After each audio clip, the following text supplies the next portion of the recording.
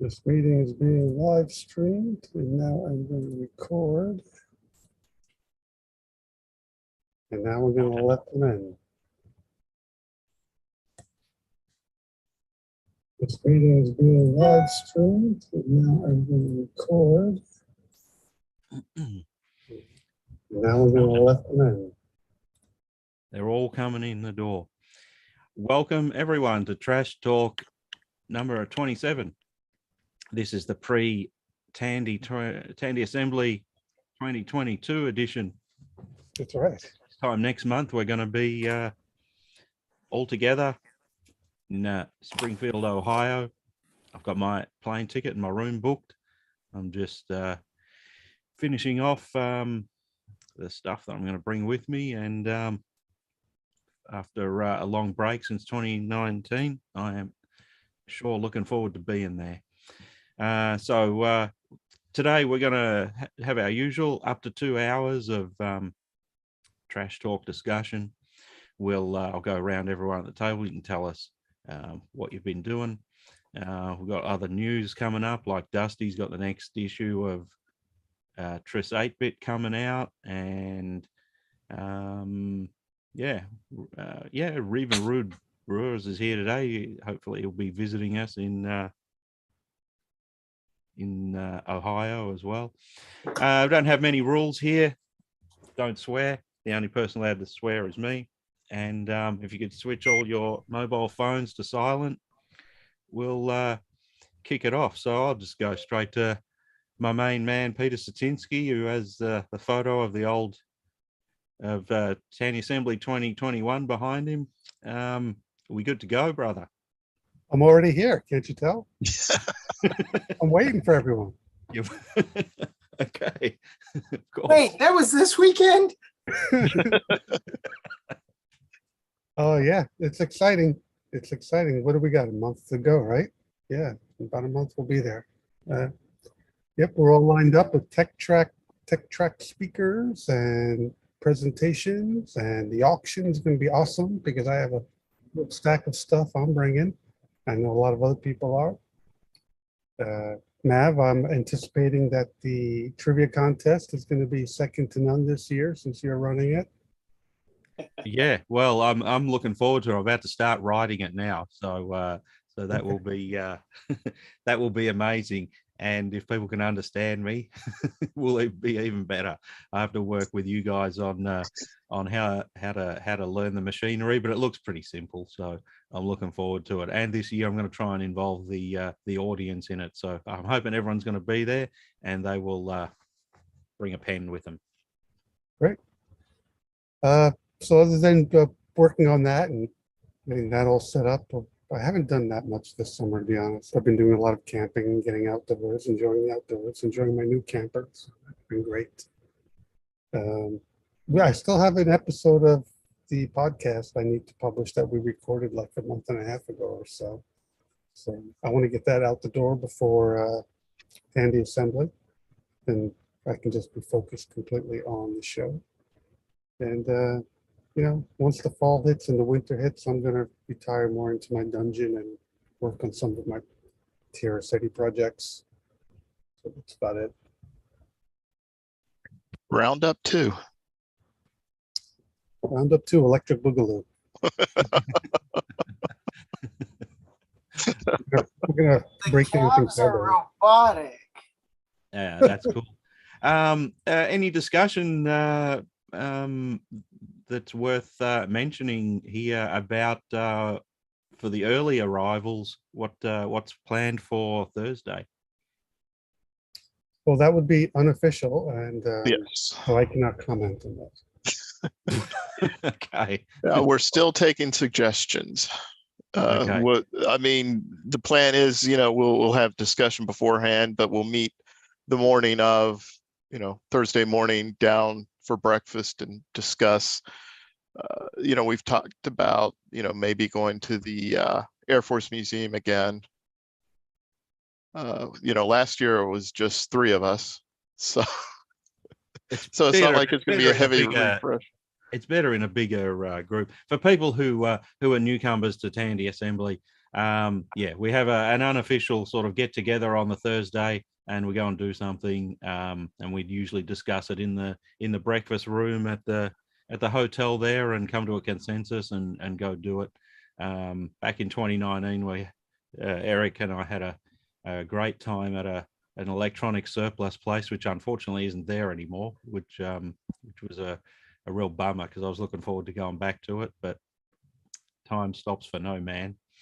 And the Air Force Museum is always great. Is always a great venue, because they're always doing stuff there. So there's always new and interesting exhibits there. And yeah, it's been a while. I wouldn't mind doing it again. So yeah, breakfast on Thursday morning. That's where we usually get together and discuss it.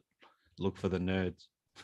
Actually, one of the downsides of the location that we have Tandy Assembly, it's very nicely centralized for people to get to, but there's not a lot of things to do other than attend Tandy Assembly. So you need to focus on the show, I guess. Yeah, it's not a touristy city by any stretch of the imagination. It is a nice enough place, and every And it's Tandy it's assembly very that's been- affordable. So Yeah, and affordable. Most of the time we end up going to Dayton, which is only about 45 minutes up the road, to do stuff, which is where the Air Force Museum and other things are. So it'd be good to get some newcomers along with us in a bigger group. So I look forward to that. Eric Dittman, how's Texas? Well, it's hot, of course, not as hot as it has been. It's cooled off a little bit. So, some improvement there, and we finally got some good rain. Unfortunately, some people got too much rain and we're having some flooding. But, other than that, it's been good. I've got all the hardware ready for Tandy Assembly. Oh, good.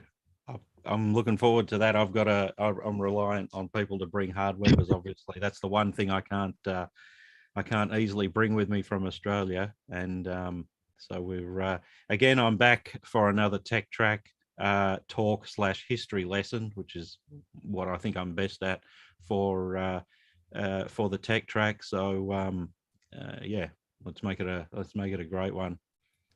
Hey, Eric, speaking about the rain, we have so many smart people in this community. How come we can't find a way to get the water from where you are to like the West Coast or the Southwest? Well, I mean, the past few months, bring it to Texas, because we had Yeah. drought conditions over most of the state. We've got the interstate highway system with plenty of room down the middle. We could lay big pipes, just move the water around.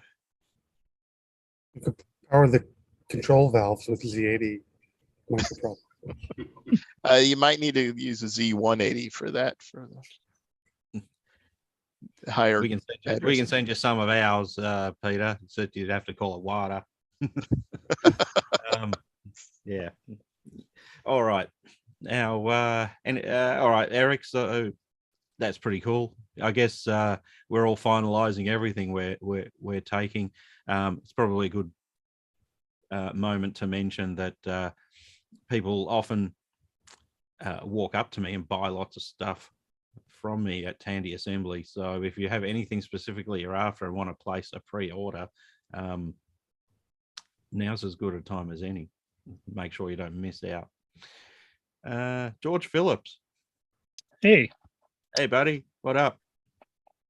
well, I've been spending a fair bit of time working on the emulator, looking to get out a new version of it in September.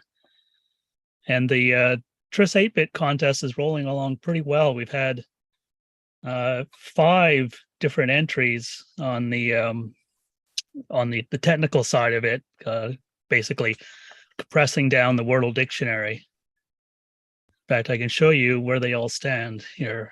Do a fancy multimedia presentation naturally on TRS-80 itself here. Come on now, be big. Everybody see that? Yes. Yes. Here we go. So we've got the various entry sizes. Now we start with the one I made just recently, which is the absolutely zero compression one, which is 64,000 some bytes. There's the one I did as an example, which is 38,000 bytes. So it's, a fair little bit of improvement, but still pretty big. Then the next entry we have somebody's got it down to 29,000 bytes. So quite a impressive, amount of improvement there from the baseline. Different programmers got it down to a somewhat smaller 24,000 bytes. We've got a 23,000 byte entry. And you've got one that's actually broken under the 20,000 mark at 19,250. And then there's one at 18,836 bytes, which is the smallest one so far. So some pretty good progress has been made. And if you notice, I've got space up there at the top for more entries. So still got a month or two left to try and beat these numbers. So the guy who did it in 18,000 is probably like the maintainer of gzip or something. These are all, I think that's safe to say they're all people known to the TRS-80 community.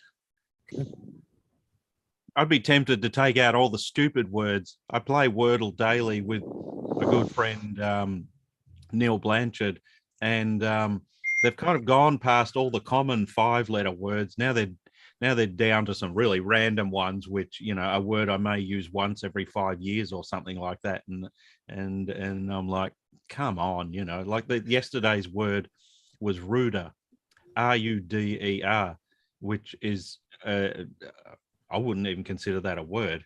If someone's being rude to me and then they're being rude to me again, they are just rude. They're not ruder. But anyway, so the Wordle conglomerate are stretching it to, as far as I'm concerned, with some of their words. So it's if you true, take but out for a competition, you sort of have to leave things in place, right? I think there's yeah, I know that. goes I'm being facetious, George. I'm just saying that there's probably a lot of words in there that Neil and I are like, come on, is this for real? But anyway, Words that no, it's shouldn't good. be, basically. What's that? Words that shouldn't be on the list, basically. Well, I don't know. Sometimes a word just looks like someone's leaned on a keyboard and it's, oh yeah, we'll put that word in. It looks like a the word. Australian is complaining about funny, strange words. This is Yeah. not right. I know, right? Why don't they have Gaza and Zaza and Zuba? Those are Well, words. I mean, there's the game that no one can play, and I can only just play, is called Word-a-Wazzle, which is the Australian version of Wordle, yeah, you're right. It's got words like Gaza, Wazza, bottle-o, all words you guys wouldn't know. So anyway, now that's good to hear. This sounds like it's going to be a real fight to the finish. George, the question I was going to ask about it was: are they all monochromatic entries, or we got some Cocoa entries? So these are all just the technical ones. So it's just code, and I guess we do have one entry on the beauty side of an actual Wordle implementation for the Cocoa. Yeah, which I've only looked at a little bit yet. So hopefully some more will come in on that side. But the programmers seem really keen on the technical part of it, as programmers are, I guess. Yeah. It would be awesome if right at the time that the competition is finished, that some other word game or some other game takes over the world. It's really, this is the thing about the TRS 8-bit competition. Really needs something to sort of get the imaginations of people going. Cool. Thanks for that, George. How's your brother? I noticed he's conspicuous by his absence. Oh, he's got some kind of family dinner happening or something. That's okay. That's all good. I thought you were going to say he's got some kind of COVID thing happening, which is not a No. not a good thing.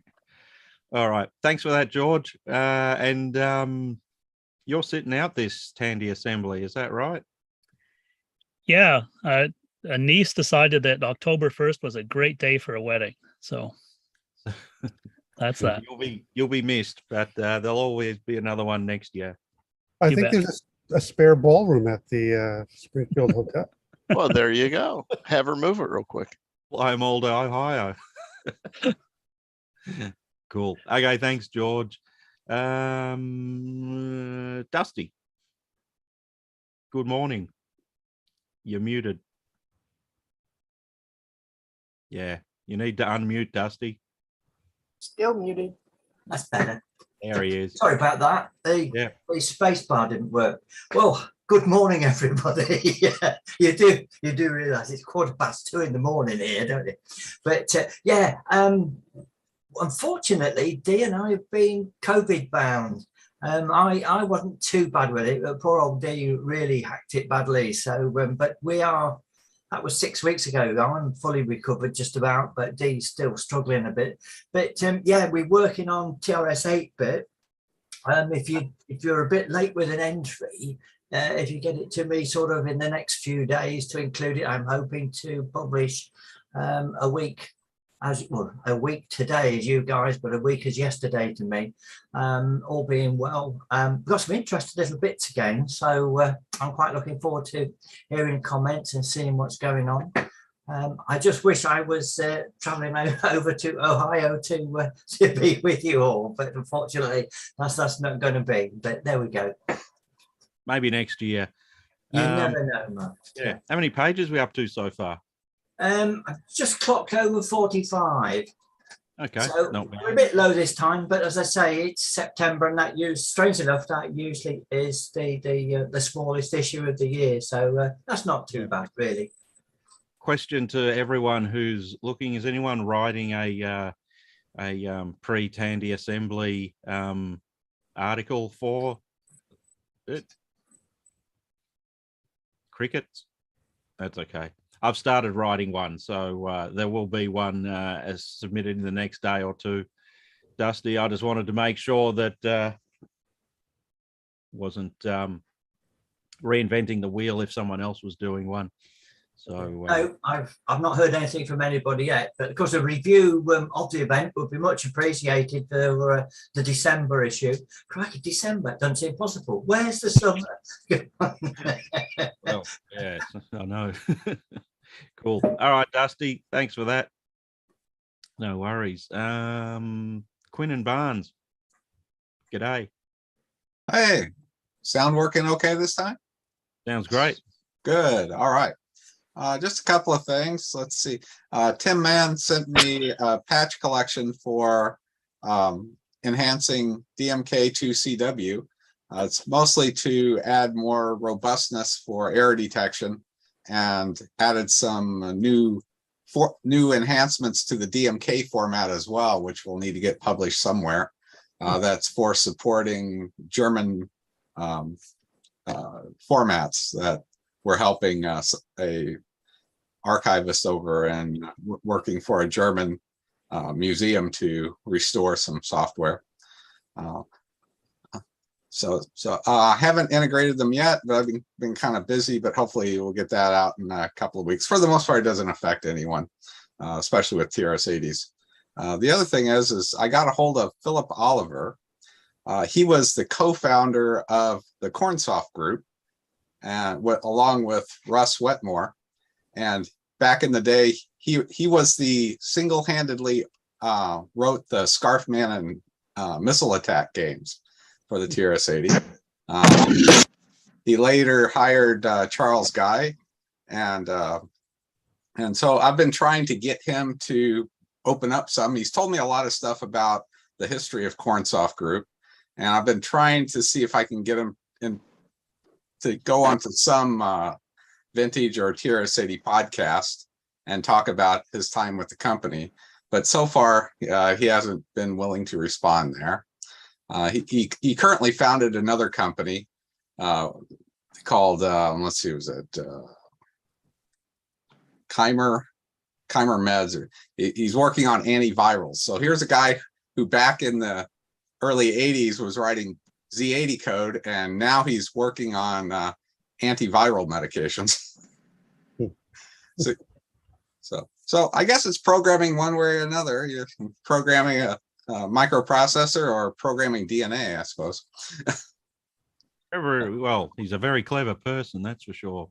And Yeah. he's versatile to be able to do that. It'd be good to, I mean, it goes without saying, it'd be good to get these for want of a better description, old timers interviewed while they're still around. So Yes. please some try and people- put him through to Peter Statinsky. Some people just aren't into it, and you talk to them and try to talk them into it. But you want to be respectful, and I Yeah. respect anyone who doesn't want to be on. But there are quite a few people in the industry who just don't have any desire to do that, unfortunately. He seems to be willing to write at length at times about his experiences. So maybe he just doesn't want to verbally speak about it, but I'll try to encourage him also to write up his experiences so they won't be lost in time. That's a great idea. So that's all I had this time. Cool. Thanks for that, Quentin. Thanks for joining us as well. Rude Brewers, long time no see, mate. Yeah, long time no see. Never participated here, but Okay.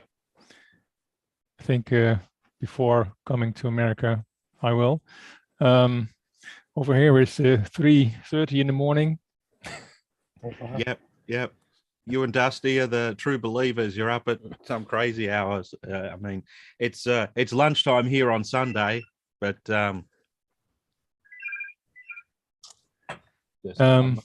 Yeah, what I've been up to is, yeah, maybe you know that I worked on this additional EEPROM board for the Model 2. I designed that board to be able to test a memory board, which I planned and had not worked on. I finally came around to building that board. So it is ready, at least a prototype is ready. I have some PCBs as well. If you like, I can show it. Some pictures of it, and for sure I will bring a sample to the show. I can put a picture on, just a moment. Maybe this is the one I'll share. This is the monitor program I have in my Model 2. It checks the memory and it checks the pages that are available. Pages are 32 kilobytes. And in this case, it finds 16 pages of memory, which is 512K.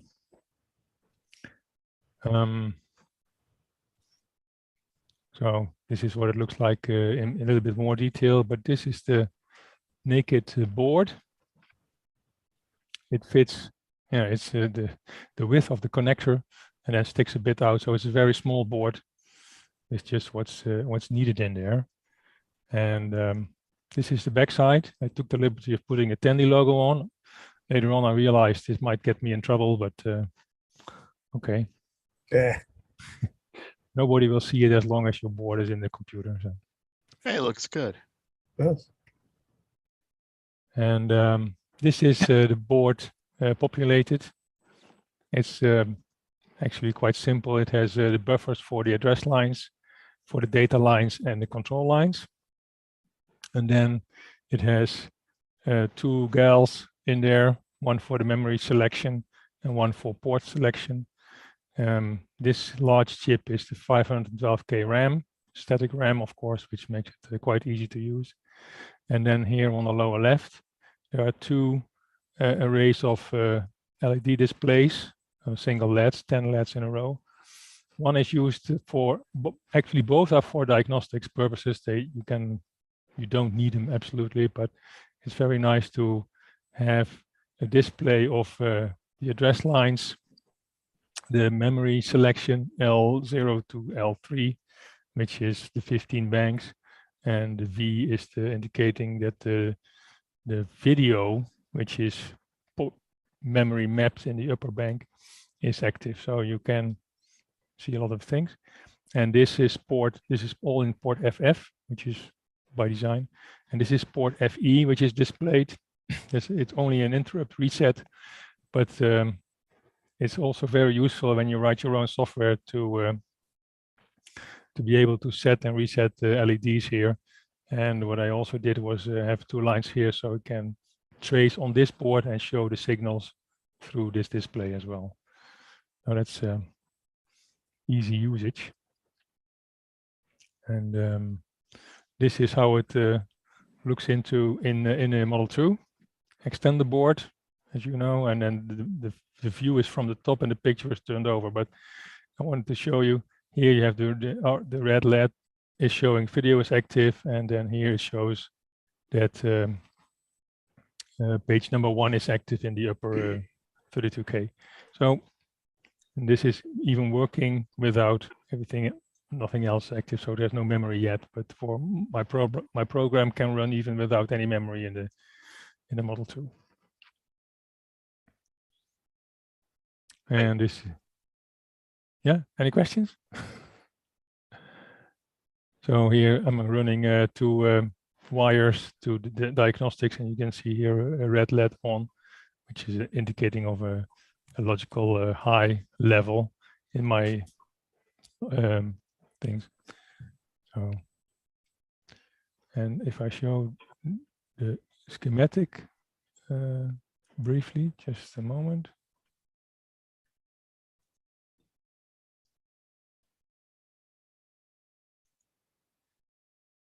Don't know if this is really readable. Of course, on the left-hand side, the slot. Here you have the 4 buffers, unidirectional for the control and the address lines. So these upper 2 are address, and this is data. And this is for the control line. Data buffer is a dual, it's a bidirectional.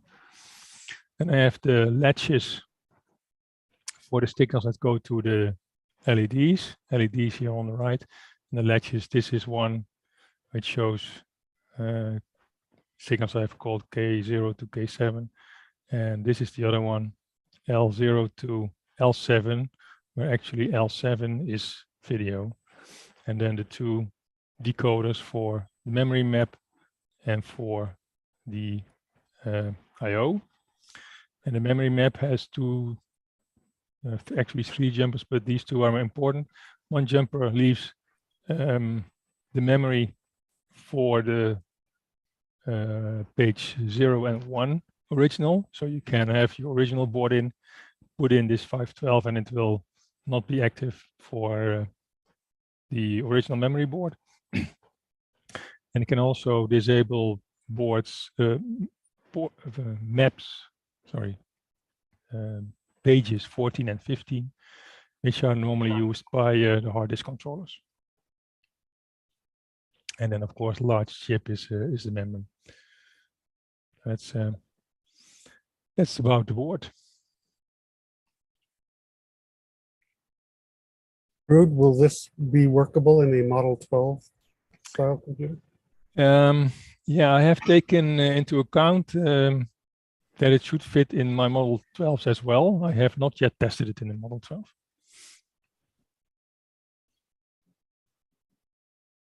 That looks great. So you're going to bring one with you to show off at Yes, I will bring one with me. Yes. That'd be great. Be good to see it running. Looks like it's going to be a real Tandy Business Systems Festival this year, Peter. We got a talk in the Tech Talk track segment about the new hardware for the 8-inch machines. So there's going to be a lot of them. Maybe Paul can tell us a little bit about that when he comes up. But Rude, I just wanted to mention, you know, I think that board's going to be very heavy, so you're not going to want to take that back home with you on the plane. So, you know, Yeah. Put it in the auction, and we'll all determine what its value is. It's about the size of a postcard, eh? Quite a small board. It's not a criticism. The only thing is, I know it's cheaper to make them in a little postcard size circuit board, but is it in actual application, is it going to flop around inside the case? Because that's my main reason why when I make something, I make it the actual large footprint. The circuit boards cost heaps more, but at least they mount properly, and I'm not going to worry that they're going to do that and arc on other boards and things. Well, you normally don't ship your Model 2 around, so Yeah. it's really a stationary machine. But there are two holes in the board which you can use to put on a plastic strip, which you can where you can fixate it with the same bracket as running at the back of the other boards at the cage. Good idea. No, I like it. I can't wait to see one. Thanks Fantastic. for that, Ruud. You're welcome. Let's see who's next. John, Tandy 6000. Hey G'day, there. mate. Hey.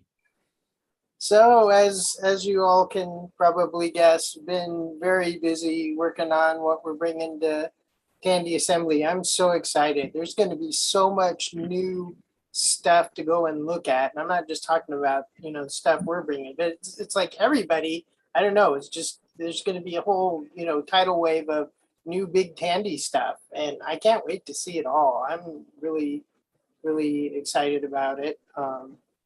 Hopefully some of you got to see Ken's little teaser video. There was some little tidbits in there that gave hints as to what we'll be bringing. Most of you probably already know that Ken's been working on a memory board, so I have been allowed to answer questions about that if anybody has any.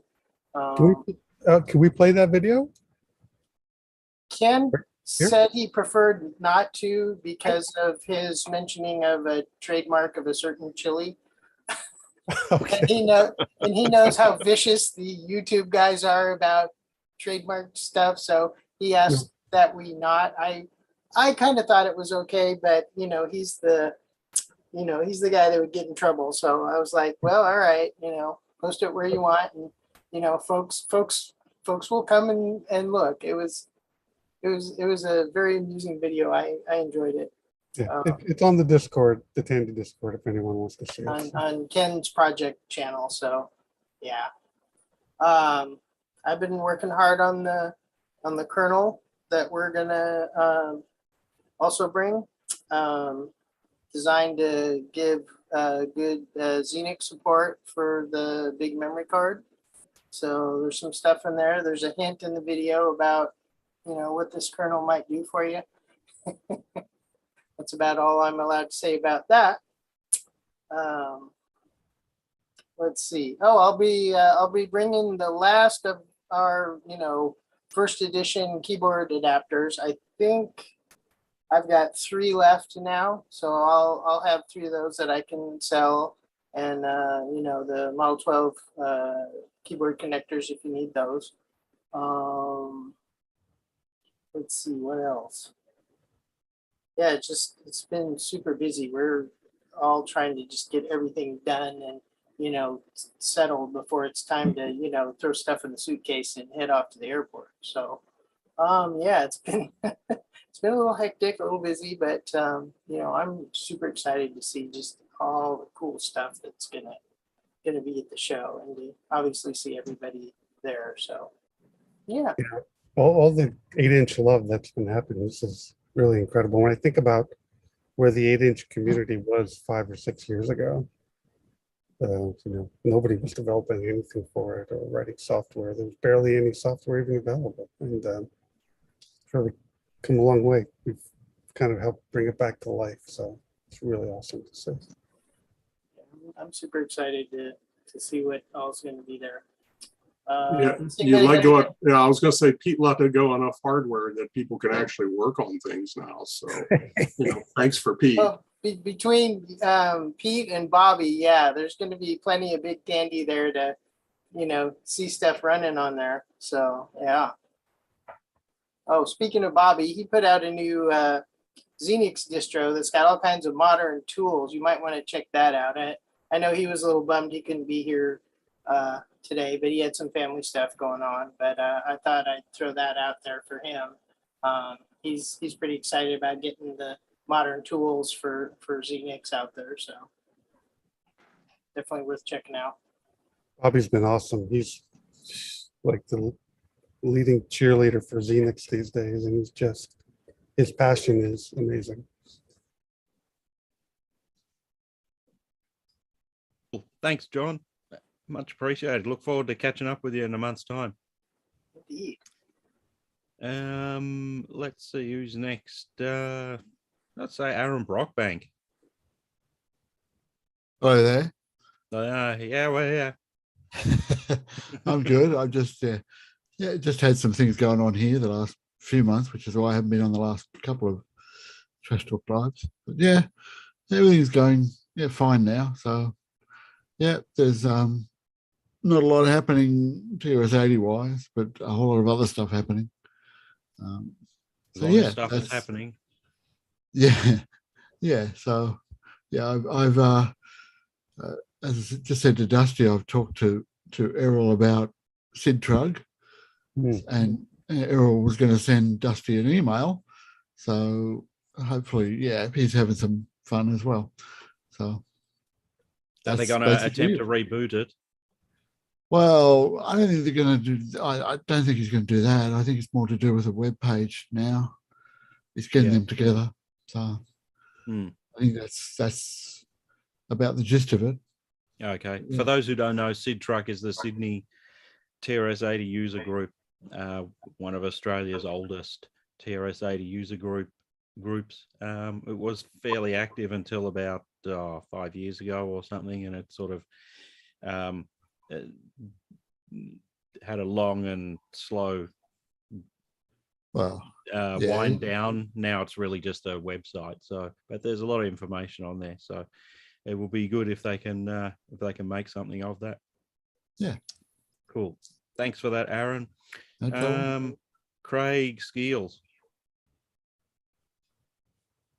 Hi there. Hey, buddy, you coming to Tandy Assembly?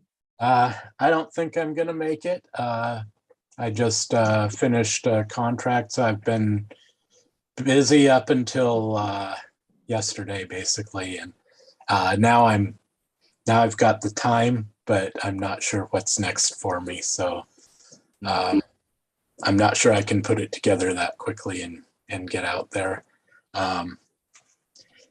But yeah, the one thing that I have been able to do, I acquired a circuit board printer.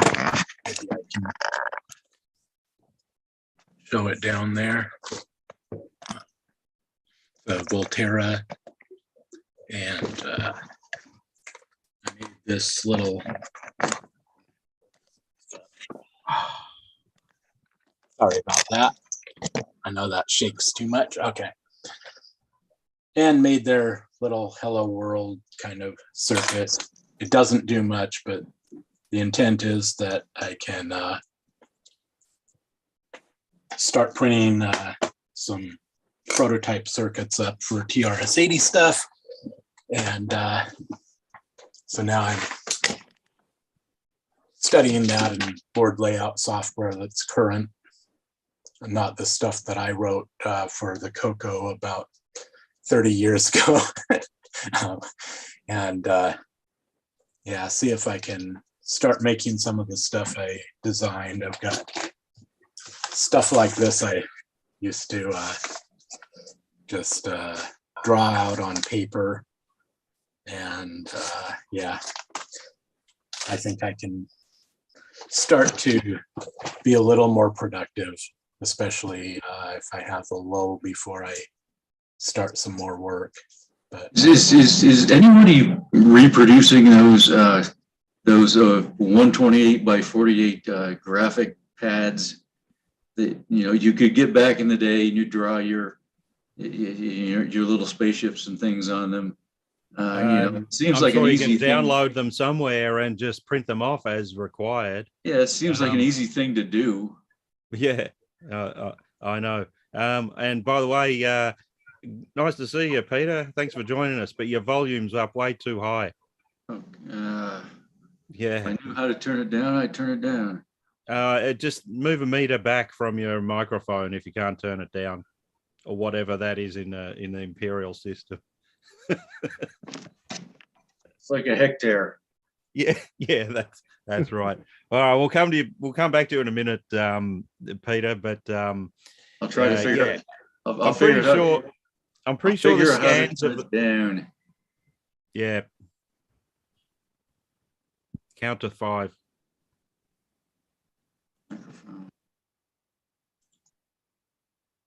Back to Craig for a moment. What color computer software were you working on 30 years ago? I know you just mentioned it then. Nothing that ever got published. I had a game that was like the Tron light cycles and yeah, it had its own AI. It was actually pretty fun just against the computer. So I actually wrote my own math library and random number generator that I tested with filling the screen with random pixels and perfecting it until I didn't see patterns. And yeah, the AI for it was pretty good. You could play one-on-one with another person, and I had a friend sitting over my shoulder asking for features. Maybe you could have it put obstacles in your way. And so I started doing that and creating squares or circles and a couple different game modes. And I still never published. Well, come on, man. We're waiting. I was going to say it's better late than never. I need to dig out the Cocoa and do a little more with it. I opened it, I cleaned it, it worked. And then I put it on a shelf, and everything I've done was on the Model 1. Even though I acquired a Model 3 and Model 4, I didn't really start doing anything on those. Just not enough time, and I wanted to kind of go step by step. I do have some software I could probably share at some point. An old thing I did when I was in junior high for a science fair. I've got a few games and some graphics, like the Space Invaders little only graphics, not playable, but one of the concerns is I used to also output sound wrong, and it used the motor and the click click sound.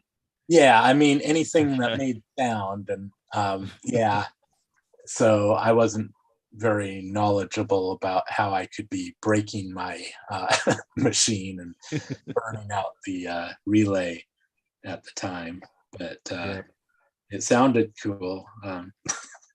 That's all that matters, really.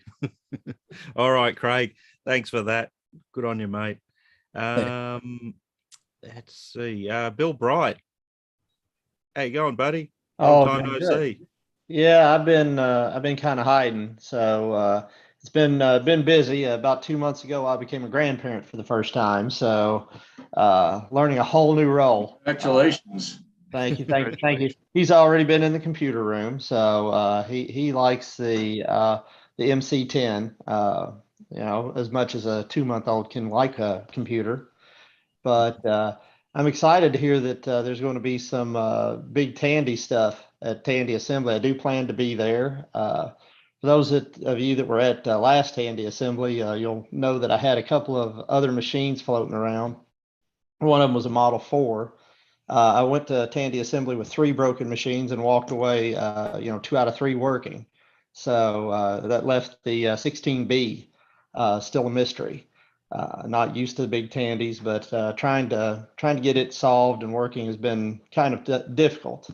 And what happened was I was working on that for a while, and the guy that I bought the Model 4 non-gate array that I fixed at last Tandy Assembly, turned out he called me a little later last spring, and said, that was just part of a storage unit that I bought, and I've got a lot of other computers if you want them. So unfortunately, there wasn't a lot of Tandy stuff in there. It was just a Coco 2 was the only other Tandy thing that I got from that. But I've been swimming in waters of repairing other brand computers all summer long. So it's taken me away from the 16B, but sounds like it's time to get back to it. So I don't know, should I bring it, or should I just come and watch what you guys do? What's the feeling of the group? Bring it. Bring it. If it's fixable, someone there will be able to, fix it, test it, tell you what's going on with it. I believe that's you in the picture behind me. back there. You were working on your systems back on that table back there, right? I think it was. Yeah, I was right next to Jay because Jay was feeding me parts as I went along. So we got power supply in there, and we swapped a bunch of CRTs back and forth. In fact, I think for a moment there was a crowd gathered behind me when we were getting ready to discharge one of the CRTs. I think I heard an audible like when I didn't get shocked. It's So like a really bad place to be standing. yeah, I was like, I think everybody's just waiting. It's like NASCAR. Everybody's waiting for the crash. Yeah. Waiting for Jay to drop a CRT and bust it. So, Like in 2019. oh yeah, I remember that. If he was here, he would not be take that the wrong way. It was. Oh pretty no, I'm trying to avoid saying, because every Tandy assembly, I've get in touch with Jay and I'm like, hey, here's the 6 different things I need. So I've joked with him that I just refer to him as J Mart, but I don't know if he likes that or not. Well, one thing that will be available is the new diagnostic stuff. I forgot to mention one of the things that I worked on is we'll have a new Model 16 memory diagnostic. It runs on the Z80 side, and it can do the full range of memory instead of just the 1 megabyte that the current Tandy ones do. So, well, that sounds great because the only side that's working right now is the Z80 side. So I've got something desperately wrong with the 68K side. It's just none of the memory's working. The CPU doesn't seem to work. Bought another CPU card. It doesn't seem to work. Nothing seems to fix the problem. So I'm kind of stymied by what's going on with that particular side of the system. John, are you going to have those diagnostics available in 8-inch floppies? Nope. That's okay, because the 8-inch floppy's dead too. I'm running off of GoTech. Yeah, I'll have a floppy image that you can use on a GoTech, and it's on a just regular Tristos boot. You know, you just boot it up and run the diagnostic. Sounds good. Sounds like fun. I'd like to see that working. I'm not a Xenix guy, but it really puts a burr under my saddle to think that half the system's not working for some reason. Half's better than none, which is what most of them are Well, when I get them. Well, my goal is to put as many of them back together and make them live again. So regardless of brand or style, so we're getting there. Yeah, I've been trying to do that for 30 plus years. So If you got the Z80 side working, that's the majority of the computer, right? So you're Really? well along the way. Yeah, I appreciate that. It'll be interesting. I'll need a lot of help because basically I'm just an idiot, just trying to forge forward and get this thing going. So learning new skills every day, trying to learn to use an oscilloscope. That's been a real challenge over the last year. It's come in handy on a couple of other systems though. So we're getting there. Yeah, we got you some want good to tech- attend the oscilloscope class on the Friday. I intend to be there. So awesome. I have to bring my own oscilloscope. So I say, now which button does this? Plenty of oscilloscope experts on this group. Oh yeah, I've leaned on quite a few of you for advice over the years, and I appreciate that. I mean, it's a great feeling to go and take those systems and walk away, because I sit there, I think there's at least half a dozen faces here that helped me out during last Tandy assembly. So I appreciate that. I think that's part of the fun for me, is to go and see you guys and just tap into that amazing amount of knowledge. So it's really something else. That's what the community is all about. That's why we're sitting here tonight talking. Yep. Thanks for that, Bill. We'll see you soon. We'll see you soon. Okay. Peter Bartlett. Hey. Hey, Ian. Sorry, I joined in a little bit late. A lot of stuff going on around here. Prairie dogs. Geez. It's been a banner year for prairie dogs. Not that that has anything to do with TRS-80s, but yeah, there's a lot of prairie dogs. But I have little to report. I'll be bringing essentially the same stuff to TA as usual, and Malcolm will be there with, he'll bring most of the equipment as usual because he can drive and I have to fly. And my two new prototypes, I really haven't touched in the last 3 years, although I really should have. The hardware is basically done. The software is just kind of sitting there stagnating. But I do have the distinct privilege of having the most reflective reading glasses of anyone on this group. The great thing about working on vintage hardware and software, Peter, is that you can put the project down for 3 years and come back to it and nothing will have changed. Oh yeah. That's the definition of any project put to put to bed for 3 years, is that nothing will change. The killer app is going to be, I've already done Telnet for the Coco 1, 2, 3.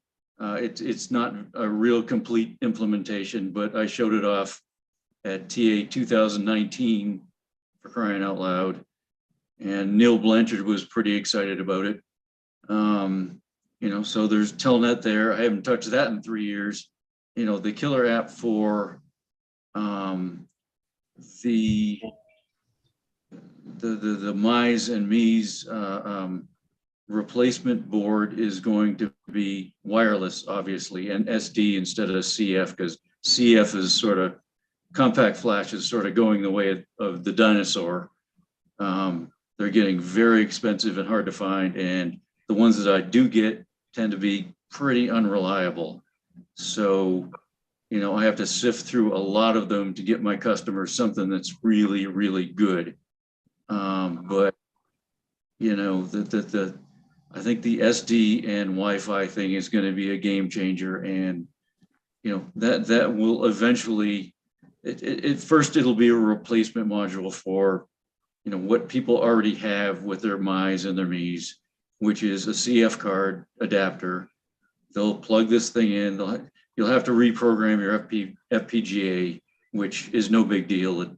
You need to buy what's called a USB blaster device on eBay, which costs like $5, and the software is free, so no big deal there. And then you get SD and you get Wi-Fi, and you also still get to keep wired Ethernet. So it's kind of a win-win there. Eventually there'll be a Mize 2.0 that'll just have wireless and SD, but that's at the pace that things are proceeding these days. That'll be a couple of years down the road. So I'll bring the usual stuff to Tandy Assembly and hope that Malcolm will bring the prerequisite hardware to show it off with. I no longer have for those of you who know what it is, a Meyer unit. The replacement for the expansion interface. I've sold every single one I could make or build or sell. They're gone. I can't get the parts. There's a PIC processor that won't be available until best estimate is next May. So, those people keep asking me for them, and I can't build them. I can't, because I can't get the parts. Supply chain,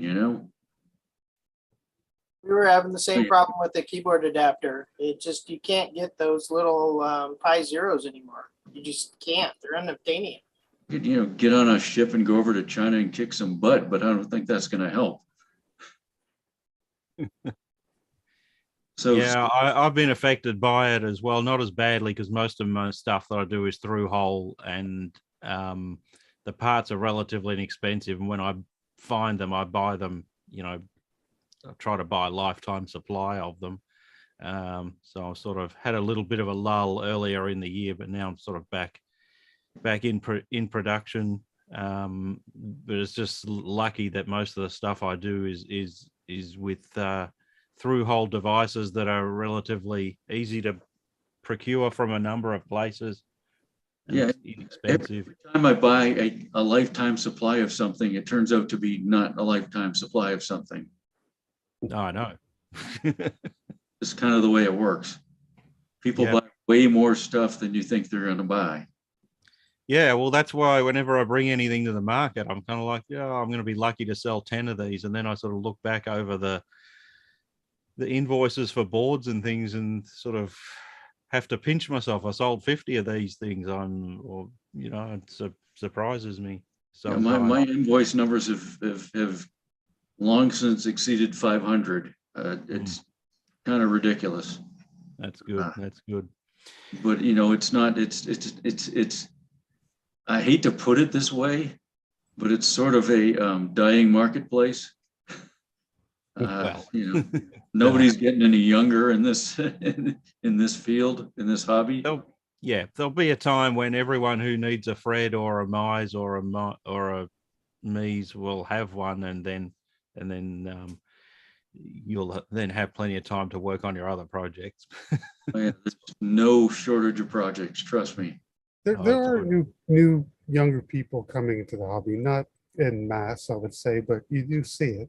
Yeah, and it's nice to see. It really is.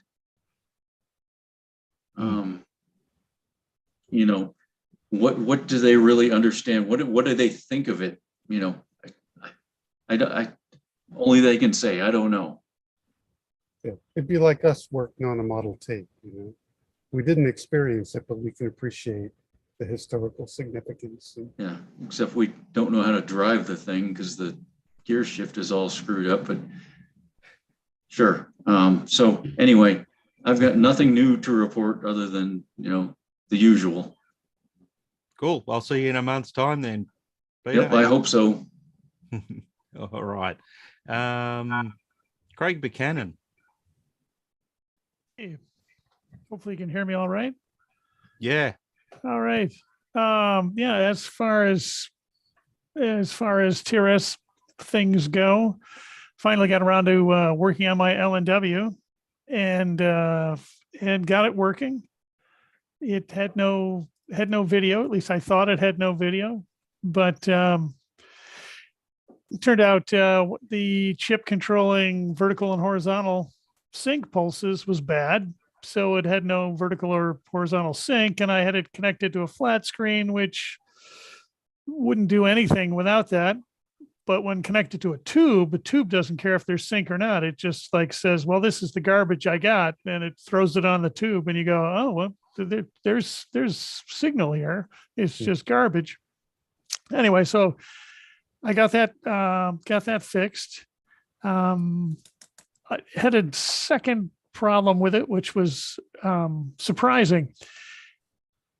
You would lose all video with board flex. Any flex of the board and the video would go out. And it had me stumped for a long time. So I kind of ignored it, and then sometimes you couldn't ignore it. And it turned out very strangely, because I had looked at it and thought, why would they do this? But the what are those things? The stands for the expansion board on the LNW. Those are metal and they screw down onto the board, and yeah, it would short out a resistor in the video circuit. I have no idea why that was like that. Anyway, so I just put a piece of tape on it and screwed it back down and got rid of that problem. But that was just a weird thing where you'd move the machine and suddenly it didn't work anymore. It was so strange. I think the only other part about it was the video signal was a little too strong for a modern monitor.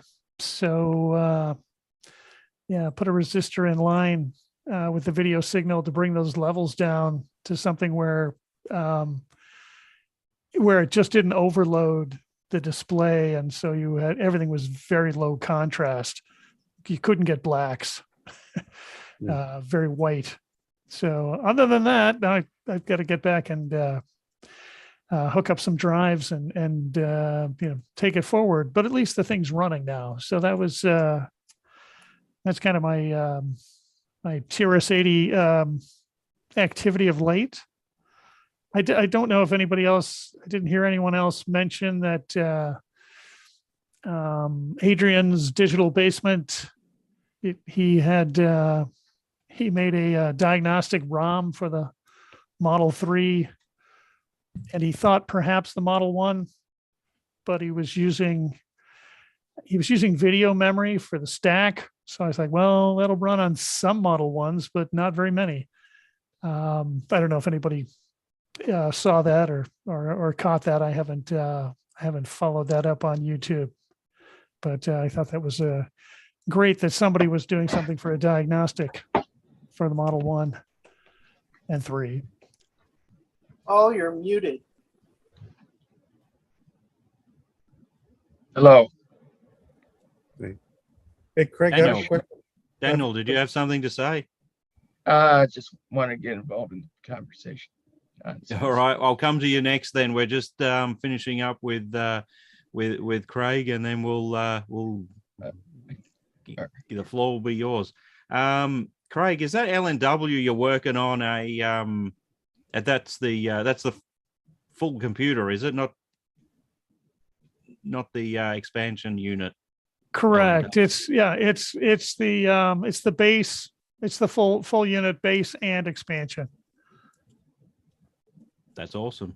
Cool. You gonna bring it with you to Tandy Assembly? That's a thought. There's plenty of tables. There's plenty of table space, and the more the merrier. Hey, Craig, I have a question on that first video problem you talked about. How did you determine that was the cause? Yeah, this was a while ago, because the biggest problem was getting a replacement chip.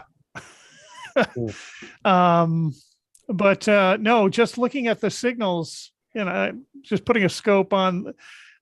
I just started out, very basically looking at all of the video signal generation, all the timing, and going, yep, here's that signal. Yep, here's that signal. It's getting here. It's getting there. I'm just working my way across the board. Got to the point where it's right next to the potentiometers that let you adjust the sig. It's U20, and so I could see the signal coming in and the signal coming out. No, you could move the potentiometers all you wanted. It had no effect on the signals coming out. No matter what you did, that the signals never changed. And so eventually just popped that out and put in not just one, but two, because of course the first replacement didn't work either.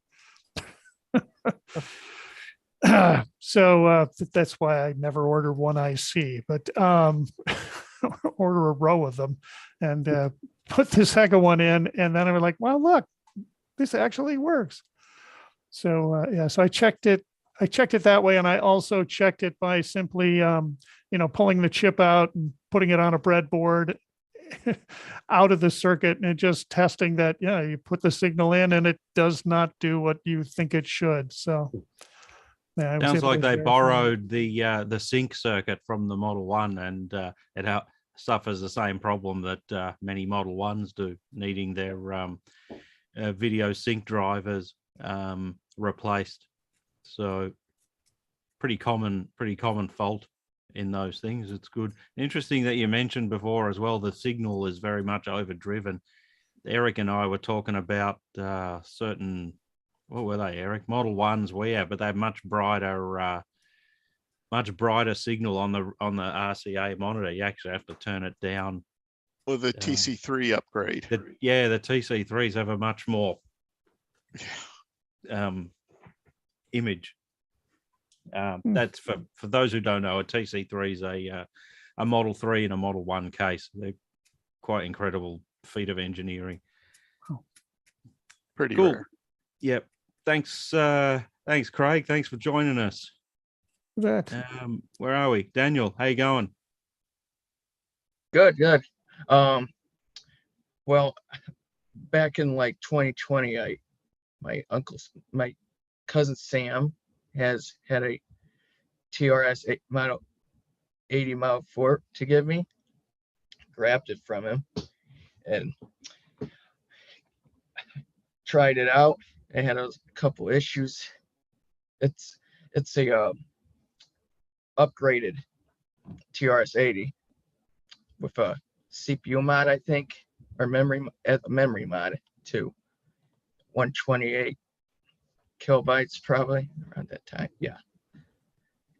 And I noticed back in I couldn't tell what it was back then. Like there's lines in the screen, horizontal lines. It kept twitching around. And I'm like, it must be this CRT driver board, which I was like, this board is broken probably. I didn't really know what to do with it in 2020. And I 2 years later, I'm like, oh shoot, I could have changed out an IC and made everything much better, but nope. I went the hardware way. And what I did back then is I bought a new CRT. I mean, that's not new, but it's a CRT that's not for this early model. I tried it out, blew up the CRT controller board that it came with. It was a green tint one. And I'm like, I was like, I quit working on it. Then I'm like, I should start getting back to doing this because I'm in college for electronics engineering, learning about it and all that, about the oscilloscope and all that. And I'm trying to figure out a way to redesign this board so it's easier repaired and all that. Sounds like quite a project. You should bring it along to Tandy Assembly where we can test all your parts out. It's what a lot of what goes on there, and see what's actually going on with your Model 4. Which state are you in? Michigan. Okay, so not far away from Ohio. Yeah. Compared to some of us. It's near the Ohio border. Come along. Yeah, everyone's welcome. Yeah. By the way, if you keep working on that Model 4 and other vintage computers, you're going to have that experience over and over where you say, F this, and you walk away from it. I've walked the basement about 100 times. I have at least 15 old computers in my room. A Commodore VIC-20, and an Atari 800. That's the oldest computers I have currently. Have you got a TI 99.4? I wish. Those things are cool as hell. I can think of other descriptions for them. But, but no, the reason it just sprung to mind because I know Peter Statinsky likes his TIs. Have you seen recently what a 99.4 went for on eBay, Peter? Did one go for sale recently? 1,300 USD. Oh, wow. It's one with the old calculator keys on it. At a 99.4, not 99.4A. So the 4A is better to type on. The 4 is just the investment. It is now. Yeah, I know. Thanks for that, Daniel. It would be good to catch up with you at Tandy Assembly. If you can make it, just go and look for our website, www.tandyassembly.com. All the information's there. Looks to me like it's only a drive of a couple of hours for you by the look of it. So, we'll all be there in a month's time. Yeah. Okay. Let's see. Joel. Hey. Hey guys, how's it going? You got your network and everything all ready for the show?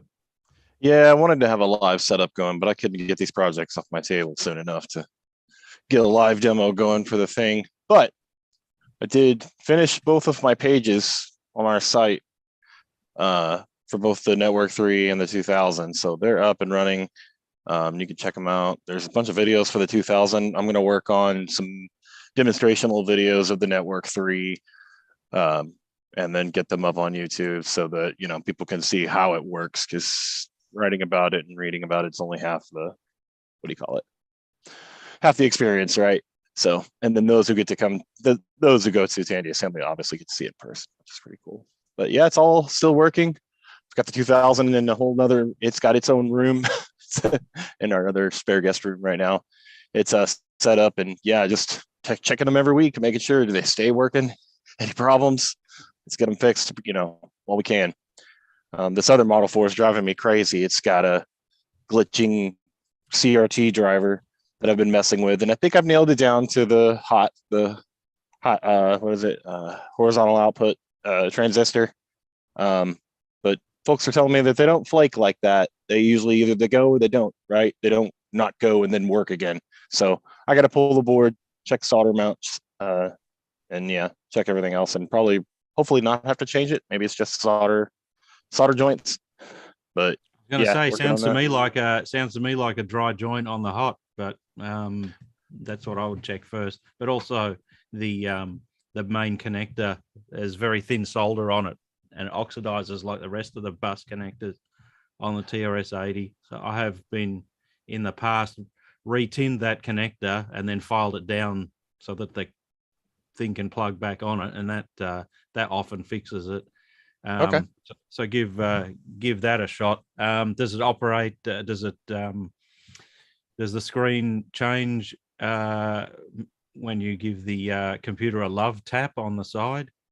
No. When I hit it with the free spray, so when I start it, it's blank. It's not up. 12 volt shorts, stays around 2 to 3 volts. If I aim the free spray at I can't hit the chip directly, but I can hit the giant heat sink for it. And if I stay on that heat sink for a good few seconds and let off, it takes a few seconds. I can watch the voltage on the meter. It'll start flopping around. It'll go, instead of just 2 to 3, it'll go from between 1 to 5, back down to 3, but 5, 1, then boom, up to 12. The screen comes up, and then it went down. I let it run for about 5 minutes, and it went down again. And I noticed it when it went down, I hadn't seen it do it this time. Hadn't seen it do this at all. When it went down, I could hear the chip chirping, because this room is really quiet. That's what I love coming up here. And I could hear that chip chirping, just very, very faint chirping sound coming from the chip. And I looked at the screen, and it looked like a cross or a plus, but it was fading. It was collapsing in on itself, and then it all just died again, and it went short again. So I don't know if it's solder joints. Horizontal output. Change the horizontal output. But They're yeah, cheap and easy to change. But the machine itself is running. It's back there. I've got a composite monitor on it, and got the new Key 80 on it, so I can use it and play with it. And so far, loads, runs, diagnostics runs. So the machine's ready to go. Just got to get the input and output fixed on it. Cool. So it's still a plan to have the Network 3 running at the show? Absolutely. And if I can get the Network 2 going, I think I just need the right cables. I try to do a Network 2, and I try to load the cassette data. Everything looks like it works right according to what the software says, and it sends it from the host. But all the students say D and then the star immediately. Like it's not like it's because D is data corruption, I thought, and then C is cyclic redundancy failure or something like that. But like I get D immediately, and none of it won't load the student software via the cassette ports. And I don't know, somebody had mentioned that the cables may be too much impedance, too much resistance, because they're so long. They're just 25-foot, 5-pin straight through MIDI cables, and I've verified they're all connected and nothing's shorted. So I looked at the resistance, 2 to 3 ohms at most, I think. Okay. Ohms or k-ohms, I can't remember. I'd have to remember to look. But yeah, other than that, the system runs and it works great. Everybody was impressed at the DFW meetup I took it to. Took up a whole wall and had it going. So it was really neat. And it even survived because, of course, I don't know if it's just me or what, but every time I go to this local DFW event, their air conditioners don't work. It either dies, breaks, or it can't hold up. I think the other place just couldn't hold up because it was so small. So we were literally sweating, and I was extremely worried that one of my machines was going to overheat because I'm pretty sure that room is 80, 85 degrees. You can ask Eddie, I think he was there. Man, we were sweating bad, but those machines held up. Even the hard drive, everything ran, no problems. So, that's good to hear. That's fantastic. Hey, Joel. Thanks for that, Joel. Yeah, I just want to give Joel some props here because a lot of what you're going through now sounds like things that I went through when I was working on the Model 2 ArcNet network a couple of years ago. And it's a lot of work. It's one thing to get a vintage computer working, but to get a vintage network working, because you have to have, first of all, you have to have multiple vintage computers working, and then you have to try and get this archaic network working. And there's so little documentation about them out there because they weren't not used as much as, like, you know, vintage computers are used for gaming and whatnot. And trust me, I know you have been putting hours and hours into making this work. So thank you. oh yeah, and thank you guys for the documentation because I wouldn't be able to do half as much as what I do without the documents. That I think Ken shared the service manual for the Network 3, and there was another document that's not a service manual, but there's something else, like tons of helpful documentation from everybody. But yeah, on the Network 3 specifically, it definitely helped me getting to understand how the Network 3 itself works and being able to test it. So very cool. Cool. But thank you. Yeah. Thanks, Joel. See you soon. Yep. Paul Burrell, you are on. Muted, Paul. Oh, yeah, I had unmute. So, yeah, lots of things going on. Getting ready for my Tech Track talk. I haven't quite published final what I'm going to do because I've got 2 topics I'm working on. So I've got one I'll show now and kind of a teaser for the other one. But the one thing I'm going to be covering is the memory expansion card and the MMU stuff is the primary one, which, like I said, may get superseded. But as some of y'all know, over the last year, let me turn off the blur. Stop. We had done an original Tandy MMU repro that, did I drop off? Nope, you're there. Oh, my video went. Let me move the screen here. We got Okay, a there great we shot go. of your MMU. I got it. So have that MMU. This is pretty much an exact replication down to the artwork and the PALs for that. And then did a memory card, which is a little different than Ken and Ken's implementation with Rocket Fuel. So this is actually an 8 meg card I did a while back that just basically snaps on to a 6000 or a 68K board and fits right on here. You can see it, and then there's just a simple wire that jumps on, and that takes you up to 8 meg of memory. The one thing that to note though is the original MMU board is only good for 2 extra bits. So I'm going to be covering how I took that on up to 3-bit extension, simplified the logic, and it's all just in one little CPLD now. Holy cow, dude. So that's those have been around for a while. Bobby's been testing them for probably about a year now. I just got to get off my butt and either publish them or sell them. So I'm trying to do that, make a decision on that by Tandy Assembly. But here's what I really want to talk about if I get it finished. Everybody's heard me talk about a multi-IO board. So this is, I'm rewiring up a second rev right now. It's got an IDE interface with compact flash extensions. This is the SCSI interface that goes to the Bernoulli. I have actually a Bernoulli box coming from Matt that he's sending me from a recent purchase. It's kind of funny, we talked about the 512K extension. It has that as well with individual disables of all the different 32K windows as needed. So you can use that in with other things. This is the IDE interface chips, bus interface chips. There's a primary FPGA here that does all the Z80 side stuff, along with an ESP32 that in turn coordinates it. There's going to be, this will not be done by Tandy Assembly time, a front interface board that kind of has one of the Gotek displays along with the turn knob for being able to configure images that you're selecting out of this or an SD card that's in the front. This is a Type 2 IDE expansion port, or not IDE, Type 2 expansion port to go to an external 5 meg drive or whatever, or a Fred or whatever you want to configure it to. On top of it, a couple key things I did is I replicated the video card along with adding HRD high-res graphics into it. So this is the video card output. I also added the keyboard input as well. So you'll be able to effectively take a Model 2, pull out the memory card, pull out the video and keyboard card, leave in the CPU and the floppy disk controller, and it pretty much gets you up to high-res graphics, a Type 2 card, a whole bunch of other things. On top of that, I think I figured out, and this will probably take me till the end of the year to finish this up, is how to use newer parts for the ArcNet and remap those into the Tandy space. So I'm trying to make a card that it's a part FPGA, part ESP32 set that actually replicates the interface for the ArcNet card. So there's been a lot of interest in ArcNet over time. And on top of that, this is a little surprise. I've kind of hinted at some people that a surprise is coming, but this is going to be a full up 68K card implementation with an 8 meg memory expansion on it. So think of it as the 68K card with 8 megs of memory and everything on a little. Can we see the backside of that? It's not finished wired at this point, so. It looks a lot like, it's got a lot of blue wires and stuff. This one I'm rewiring right now.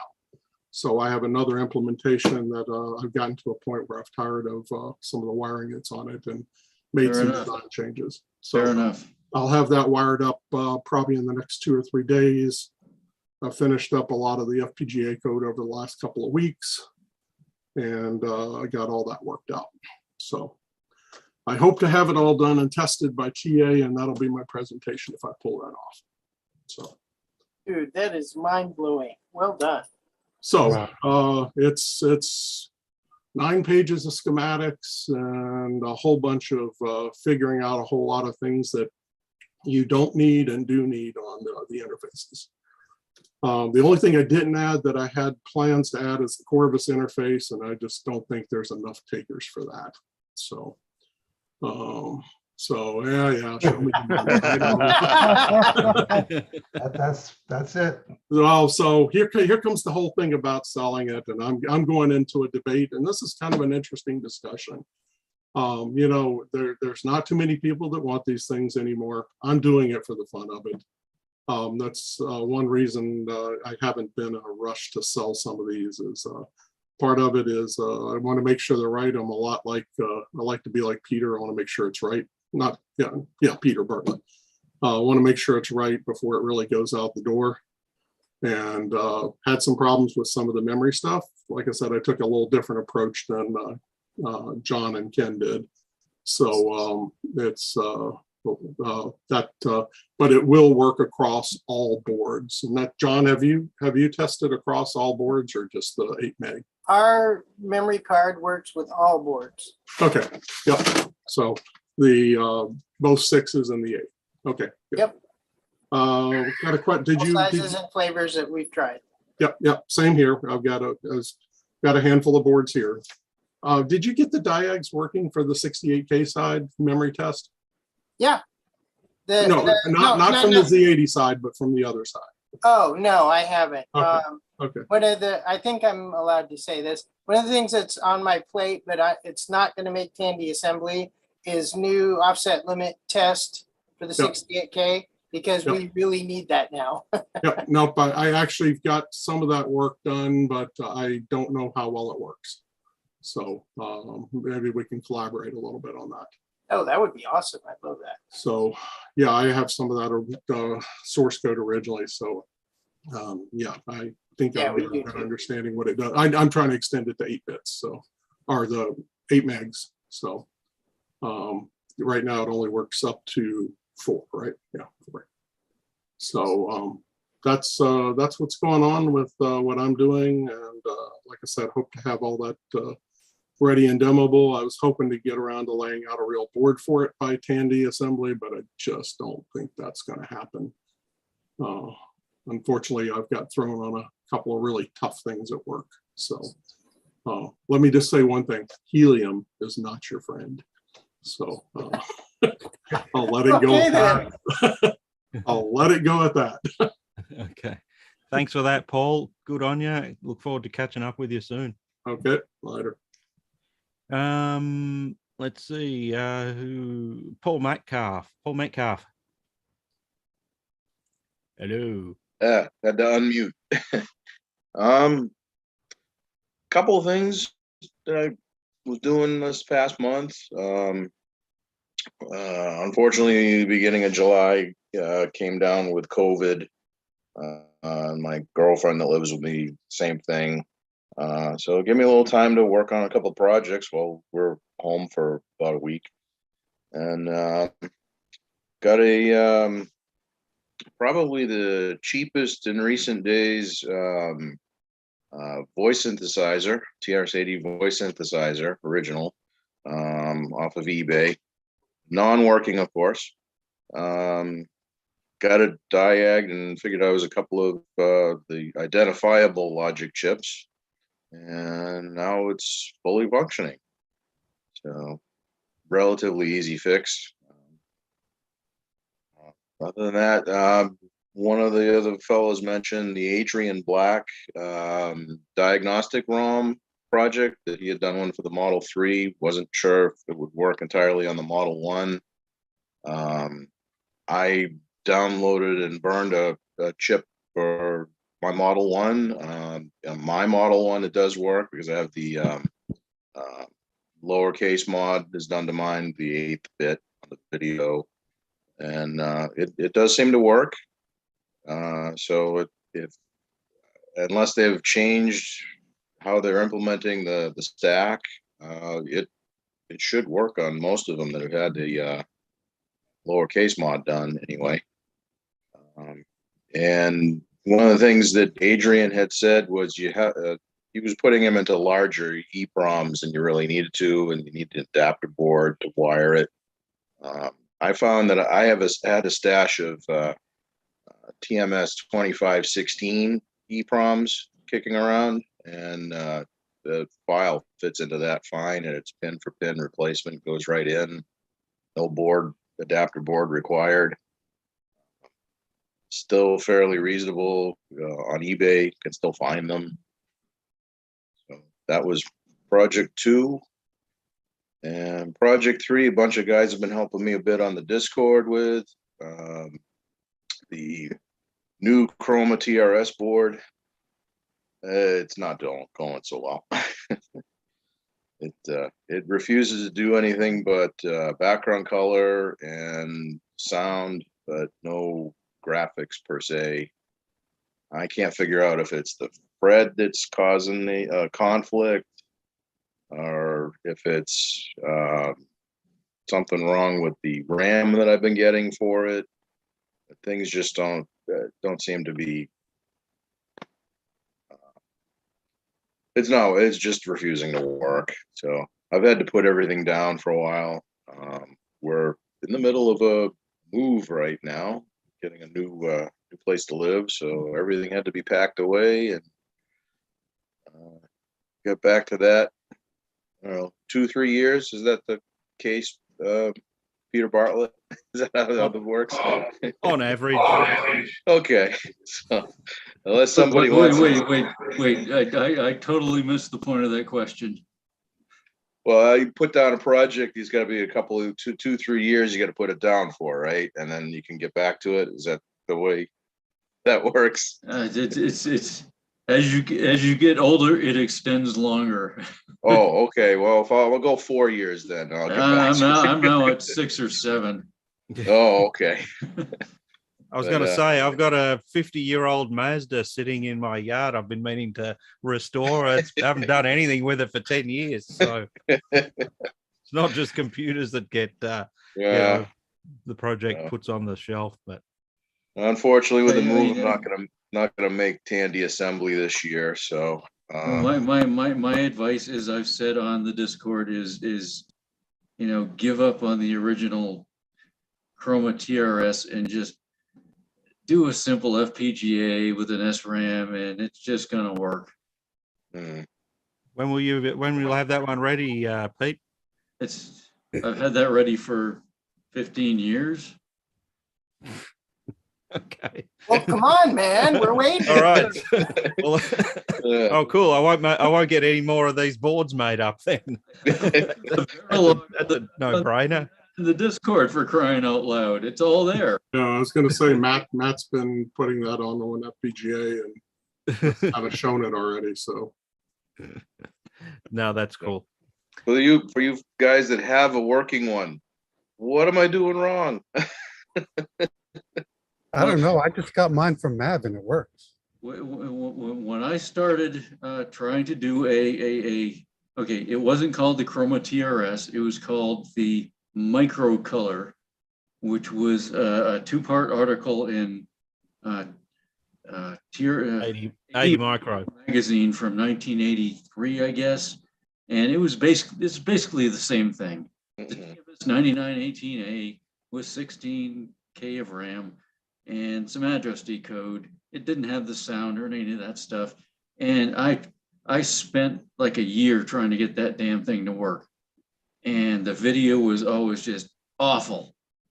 And then I discovered these documents from the original designers of that chip that showed, you know, the cycles of when the patterns and the names and the, you know, everything was read in from memory, cycle by cycle. And at that point I said, screw this, I'm going to do an FPGA and do FP and VGA. And, you know, it took nothing from then on. It was simple. Hey, Mav, do you sell that board built or as a kit? Neither. I've run out. I've ran out of boards, and I'm undecided whether to do another 10 of them or not. So I have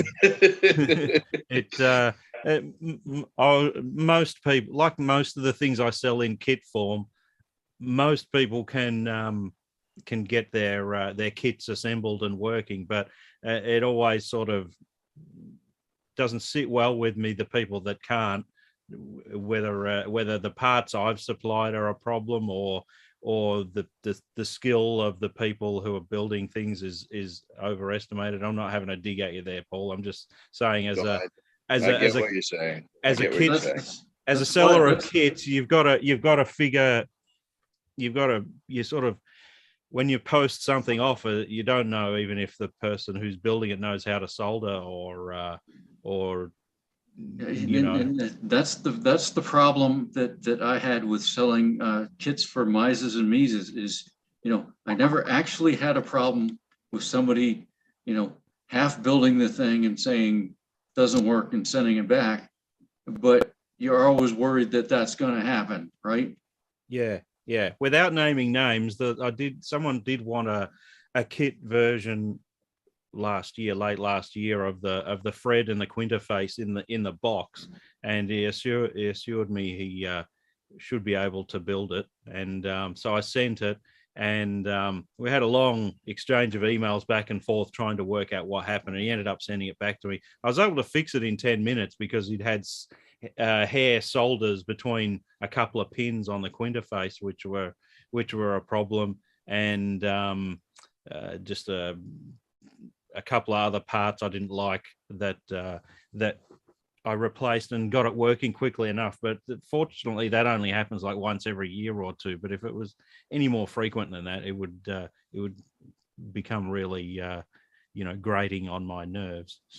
Well, this harkens back to like the TRS-80 origin story, right? Where Don French and Steve Leininger said, we are not going to sell this as a kit because we're going to get. It was going to be way too complicated to be a kit. Yeah.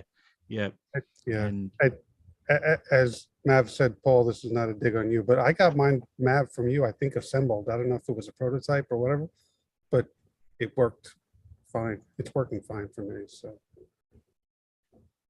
Yeah. We'll get to look at it one day, Paul, and we'll get there. We just need 2 of them at the one show and 2 oscilloscopes, and we'll have Well, it working. I've got all these 3D printed cases for it now. What do I gotta do? No, Well, Matt, What you need to do what you need to do is sell 3D printed prototype cases. All right, guys. So we got about another 25 minutes to go. We better get through everyone else who haven't got to yet. So Blair Robbins has been waiting a while. Hey, Blair, you're a regular. Hi, everybody. You're a regular for Tandy Assembly. You're not going to miss the next one, are you? No, I'm going to make it to this one. I've got all my arrangements set. Looking forward to seeing everybody there. Very excited.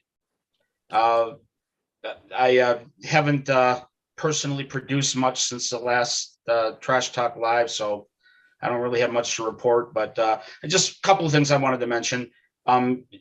Everybody's right about how exciting it is that the big Tandys are getting so much attention. Let's not forget to give props to George and Peter Phillips, though, because of their making emulation available for the big Tandys. It's introducing a lot of us, me in particular, but a lot of us to the machines that we otherwise wouldn't have access to. And so I've been kind of playing around with it a little bit. I mean, I'm still very much a newbie when it comes to the big systems, but what they've done with providing, that full scale emulation for the big Tandys can't go understated. And the other thing also for Peter Bartlett, I just wanted to let you know that I do have a PDF of those I'm trying to think of what they were called, the screen designer sheets. Yeah, the talking about the waveforms. Those without those, I would never have made my FPGA implementation with VGA output of the TMS 9918A. And and from then I added on stuff from the MSX stuff from the V9930 9938 and 9958 color palettes and all that stuff, still compatible, but those drawings from whoever came up with them way back in whatever year it was the only way that I was able to do it. Well, yeah, they came directly from Radio Shack. You could just go into the Radio Shack stores and buy them. But if you'd like me, I think it's just available on the Internet Archive and online, but I'd be delighted to send you the PDF if you want so that you'd have that available. And also, I don't know if you find this useful, but Kyle Wadston, the new Key 80 guy, he has a free screen designer program that he's written that runs under Mac OS 10.14 or above, that can be downloaded from his website. So you can, make the designs right on your Mac, and it actually generates code that you can import right into an assembler. So that's a secondary option. But again, if you'd like that PDF, I'd be delighted to send it to you if you want to message me. Just stick it on the Discord. Okay, I think it'll fit. It's not very big. Which Discord would it apply to? There's so many channels. The Tandy Discord. Well, no, right. Yeah, Maybe on the tools channel. What, Peter? I said just pop it in general. Okay. Yeah, I used Kyle's screen designer to design the splash screen for a Roundup. Great little utility. I love it. Right, yeah, and it's totally free. You can just download it from his website. So yeah, I've heard good things about it. But okay, I'll do that. I'll post it to the Discord if it'll work. And I guess if it for some reason is not cooperating, we'll figure something else out. Yeah, so looking forward very much to seeing all of you at Tandy Assembly, and thank you so much. Good on you, Blair. Can't wait to see you. What we need, Peter, is a Model 2, 12, 16 version of the screen designer, because we've got all this new hardware. Now we need the influx of new Model 12 software. We need to start writing software. You're right. Yeah. Yeah. Cool. Vernon. Hey, mate. Glad you could join us. So am I. 1 month now till Tandy Assembly. I'm hoping you're going to be there. Yeah, I'll be there. Oh, fantastic. I've got my plane ticket all organized and a place to stay. All I need is some hardware to demonstrate some stuff. And What kind of hardware do you need? the usual stuff that I have. I'll approach the usual people like Randy Kindig for a Model 1 and Peter Satinsky for a 4P. Is that right? Or something like that. I'll have a 4P there. I'll have a 4D and a 4 and a 3, I think. Yeah. I have a Coco of yours, Mav, that I'm bringing. Oh, cool. Okay. Watch me pull that thing apart for pieces that I can fit in my bag to bring home with me. I forgot I'd even bought that. Hey, Vernon, what have you been doing since you've been here last? Anyway, anything or just enjoying the summer? Well, I've been configuring multi-DOS to work with Fred, and I've developed some options that are different than the standard Fred. For example, if you do the standard Fred, you end up with 6 partitions and 2 possible floppies. Tim Halloran asked me, can you do it with 4 partitions? So in the Model 1, you can have 6, 5, or 4. On the Model 3 and Model 4, you can have 6 or 4. Yeah. To allow for a place to put the extra floppy drives. If you have them, yeah. On the Yeah. Model 1, the reason I did a 5 is if you go double density in the Model 1 unmodified, you're only allowed to have 3 double-sided drives. That's right. Yeah, it's a hardware limitation. So a 5 and 3 would be an optimal setup on a Model 1 system. Right. So yeah, I have finished the Model 3 and Model 4. I'm in the process of testing the Model 1. Okay. Cool. That's great.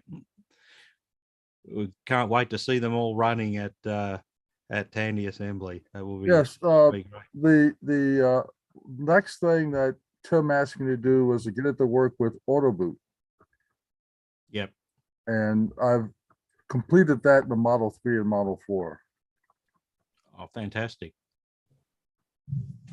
Most people like the auto boot simply because it eliminates the wear and tear on your disk drives. You can actually still utilize the computer even if your disk drives are both kaput. So that's why the importance of getting it working as an auto boot setup. So yeah, a lot of people will be pleased to hear about that.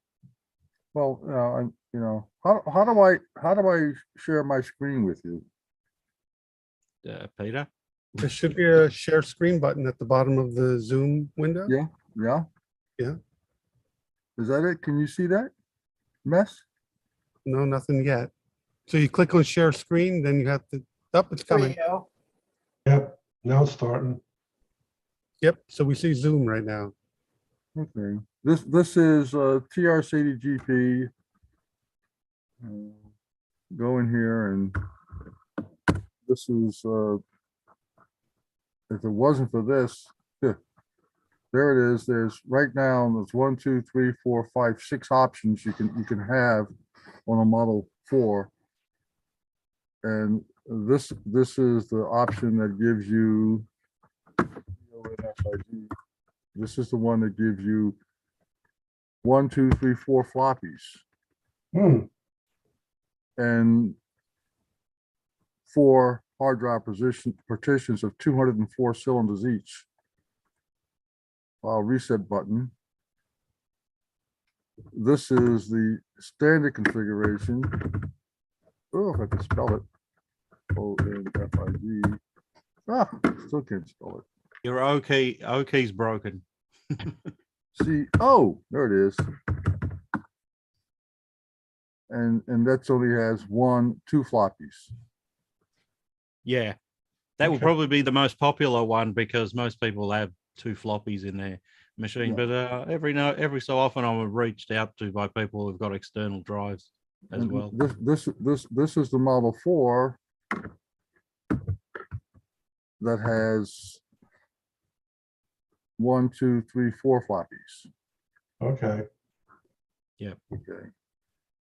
And this is, you said button.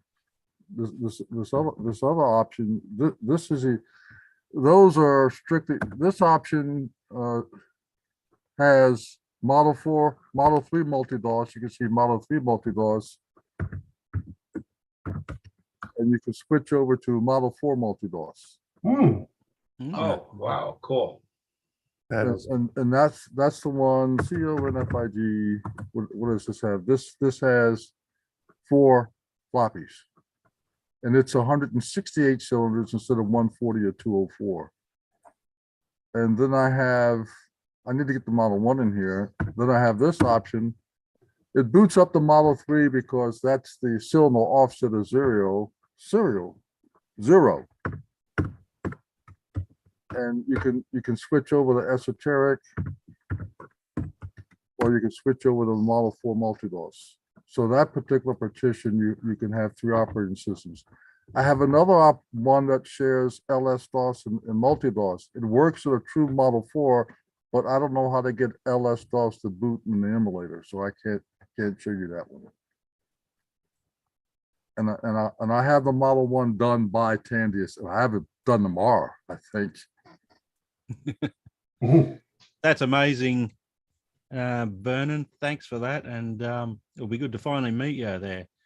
So, am I the only one whose heart is warmed when I saw like copyright 2022 multi-DOS new version by Vernon Hester? That's amazing. Yeah, that's funny and amazing. No, that's cool. Has anyone heard from David and Teresa Welch? Are they still kicking around? And no, haven't reached out to them. I think they had a fun time last time at Tandy Assembly. That's all. Everyone loved their book. Oh, anyway. All right. Peter, can you just assist us? How do we get Vernon to get rid of this screen? There it is. Cool. Thanks for that, Vernon. All right. Lucky last, Jay. Yep. How you going, buddy? All right. A little late, but here I am. Looking forward to TA. Looks like going to be a lot of interesting things there to see and do. So I'm looking forward to being there. I'm hoping it's going to be even bigger than 2019's. Oh, I hope so. I've got a lot of power supplies built and ready to go. I'm getting orders for that Fred sled kit that I've come up with. And so I'm going to probably need more than 5 Freds eventually. I'll probably going to have to need 10 of them, I guess. But right now I can hold off with 5. And that's about it. I'm just, excited. I had a guy ask me to make try to duplicate the badge on the Model 2. And I did do it. I actually made the badge, but I understand that badge is a thick piece of plastic. Is that true, Peter?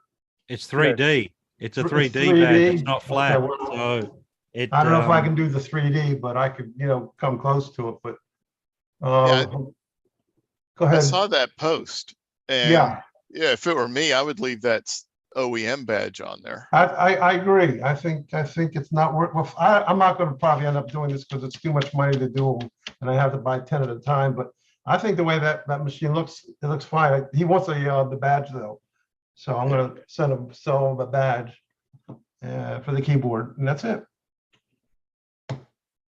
Yep. Cool. All right. What's some of the highlights of what you're going to be selling there?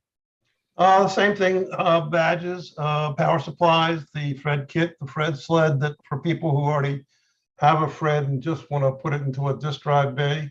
I've sold 6 of those already. And that's about it. I can't think of anything else. Just my usual good stuff. And my body. And also my body, if anybody wants to buy that. You going to be there Thursday? Now, there's a shot. You going to be there Thursday? I'm going to be there Thursday. I'm supposed to be, Blair, I'm supposed to be meeting you Thursday night, maybe. Yeah, we talked about that. Yeah, I'll be there. I don't know what, I should be, I guess if I do my drive, I should be there between 4 and 5. And of course, I got your cell phone. We can somehow get together Thursday night, but yeah, I'll be there Wednesday night, but I'll be there Thursday. Have they made any plans what we're going to do Thursday? We were talking about that before. We've got some unofficial plans. It's probably going to be the Air Force Museum or something else. So We're not going to do the gun range shooting? I wouldn't be averse to Smash that. some IBMs. Wasn't that only open Friday and Saturday? I don't know. I wasn't following it on Discord, but I saw that. I saw it on Discord. I wasn't following close enough. I thought it said that it was closed on the weekends, which didn't really present a problem for Thursday. But I don't get until late Thursday, so I can't join. But Jay, all I can say is those badges you sent me. Yeah, I would be exaggerating if I said they were gone in a week. Well, you're going to have a little surprise when I come because I got something for you. Because it was more like 3 days they were gone. Yeah, well, you're going to have some more. I decided I'm going to give you some more of them. I'm assuming I'm the youngest person in this place. Safely, yep. 21 years old. Yeah, I think so. My birthday was Tuesday. Oh, happy birthday. Happy birthday. Happy birthday. Yeah. And I just want one quick question. Can anybody point me to the article about the 3 wires to a Seagate drive in the Tandy computer, in the hard drive? Remember the article send me a message. Yeah, it's in Computer News 80, Jay. Just send me a message on Facebook Messenger when we're finished. Because I know it's in one of the TRS 8-bit articles too, I think, if I'm not mistaken. Yeah, I just basically rewrote that article into. Oh, okay. I'll send you an email. What it is, but send me a message and I'll All forward right. you a link to it. You can also get to it. I find myself frequently trying to get to it as well. You can get to it from Pete's site pretty quickly too. He's got his blog post on it, and that's the links I use to get to it pretty fast. There you go. Oh yeah, I did a addendum to that for the 8-inch hard drives. Very good. Cool. I think that's everyone we've gotten through. Has anyone got any last words they want to say before we wind this thing up? I would. Oh, sorry. Go ahead, Daniel. Is there a main Discord channel for Tandy and all this jazz? Because Yes, it's called the Tandy Discord. Reach out to Peter. He'll give you the the info. It's pretty active. It's very active. Mm-hmm. A lot of expertise there. A lot of different channels. I wanted to echo the thanks to George and Peter for the emulator. My work would not have been possible without it. I would not have been able to do what I'll be bringing to TA without it. He fixed some things, he added some things, and it's just been all around amazing to just sit down and do development work and send it up to my buddy Ken, and it boots and runs on real hardware. Holy crap. Thank you, George and Peter. Yeah, I'll second that, George, for with the hacking appended. That was absolutely out of this world, mate. Absolutely super. Well done. Oh, you're welcome, everyone. Have fun. Cool. All right, I think that's everyone. We've got about 7 minutes to go, so we'll just wind it up here. Hey, just quickly. Hey, Daniel, I sent you a link to the an invite to the Tandy Discord in the chat. I see it. Thanks, Peter. Yep. Cool. And I have a quick question for Vernon if he's still within earshot. I'm wondering, Vernon, do you have a version of your Zeus editor assembler, a current version available for Model 4 Tristos? I've gotten it, downloading it from Ira's website for multi-DOS, which I've used. But when I do development actually on the system, I love your editor assembler. I was wondering if you had it available for Model 4 Model 4 Tristos. Absolutely. Is there any way that I could obtain that from you? I would be willing to purchase it. Purchase? Yeah, it costs you. Thank you. Okay. Okay. Well, how could I get access to that? Well, however, what do you need?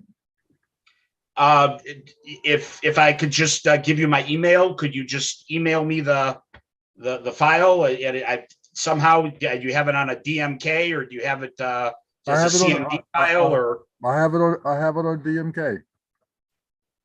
Okay. All right. I'll just email you a request for it. Would that be acceptable? Sure.